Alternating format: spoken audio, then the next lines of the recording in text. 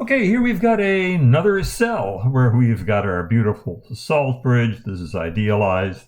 We've got a couple of solutions, and we've got a couple of electrodes and a wire connecting them. So these two things right here have a conducting wire. As soon as we get rid of this voltmeter and put in something that actually conducts electricity, we'll have a flow of electrons.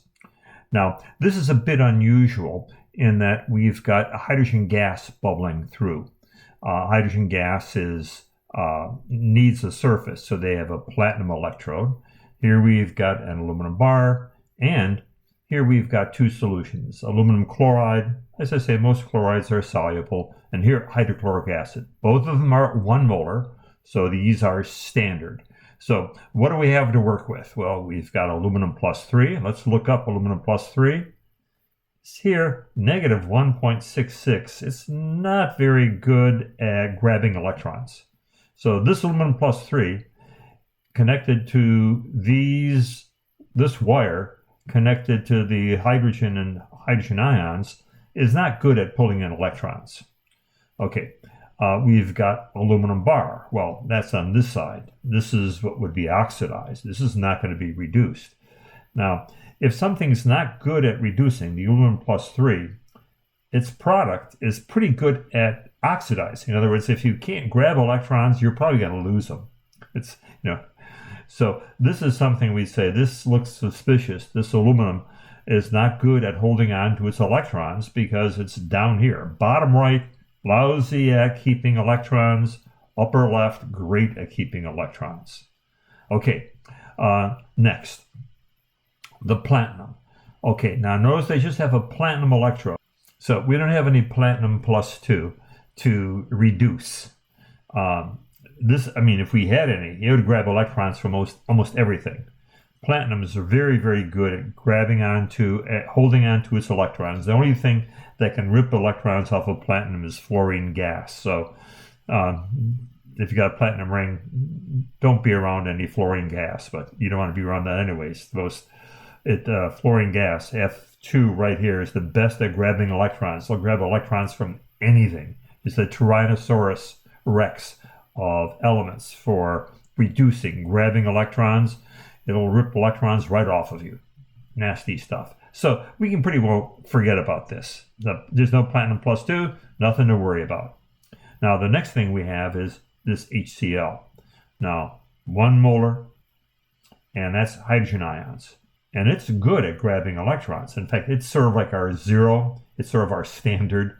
Anything better than H plus 2 for grabbing electrons has a positive E0, and everything worse than H plus has a negative voltage. So we know that H plus is good at grabbing electrons. So this H plus in the solution, it's got an electric wire connecting to this aluminum, is going to pull the aluminum electrons. Remember, we have a tug of war. And this aluminum plus 3 is going to be trying getting electrons from the hydrogen, but no, it's down here. It's not good at grabbing electrons. It's not going to grab them from hydrogen. So what's going to happen is the hydrogen ions, right here, H pluses, are going to pull on these electrons, ripping them off the aluminum. The aluminum is going to go backwards. So here's the reaction. By the way, the top substance, H plus, grabbing 2 electrons, will be the cathode.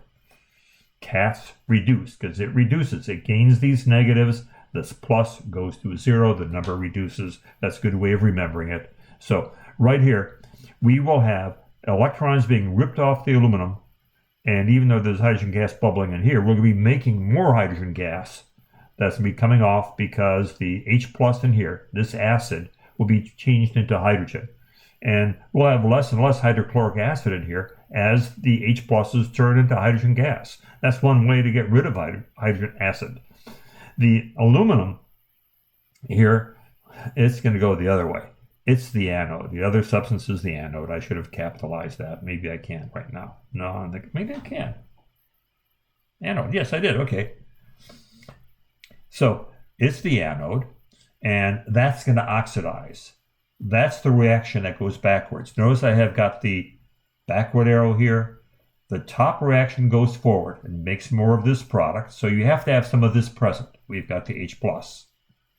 The bottom reaction is going to go backwards, and it takes the product here and turns it into aluminum plus 3. This aluminum bar is going to disappear and turn into aluminum plus 3, and this solution is going to be more concentrated. Our rule is once you identify the reduction, and once you identify the oxidation, cathode, anode, you take the voltage of the cathode and subtract it from the anode. Calculator. My cathode is 0. Oh, this is going to be an easy subtraction. Minus, okay. I'll put parentheses in, even though it's not necessary for this. Just out of habit.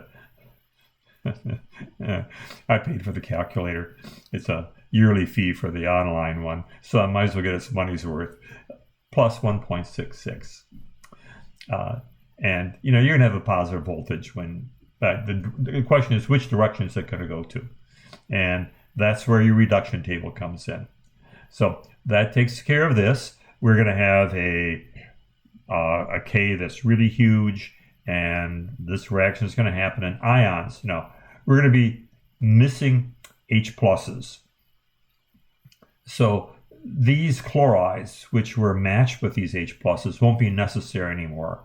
So they say, hey, I've been orphaned, the chlorides will go over here, because they're going to be needed, because Al plus 3s are going to be made, and you will need 3 chlorides for every aluminum atom that disintegrates.